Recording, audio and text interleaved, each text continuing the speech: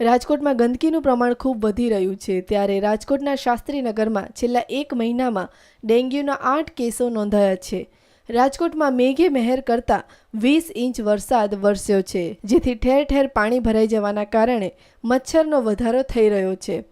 રાજકોટની મહાનગરપાલિકા દ્વારા અગમચેતીના પગલાં લઈ રાજકોટના શાસ્ત્રીનગરમાં 15 જેટલા ફોગિંગ મશીન કામે લગાવી દવાનો છંટકાવ કરવામાં આવ્યો તથા ઘરે ઘરે જઈ પાણીના ટાંકામાં મચ્છરનો ઉપદ્રવ ઘટે તેના માટે પાણીમાં દવા નાખવામાં આવી હતી।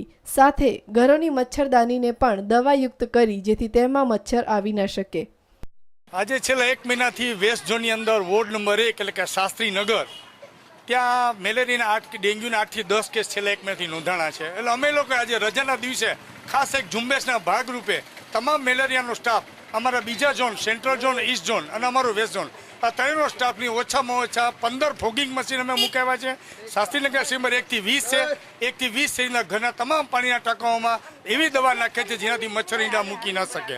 શહેરમાં રોગોનું પ્રમાણ વધે નહીં તેના માટે રાજકોટ મહાનગરપાલિકા દ્વારા અગમચેતીના પગલાં લઈ શહેરીજનોને રોગોથી દૂર રાખવા પ્રયાસો હાથ ધરવામાં આવ્યા છે, જેથી શહેરીજનો મેલેરિયાનો ભોગ બનતા અટકે।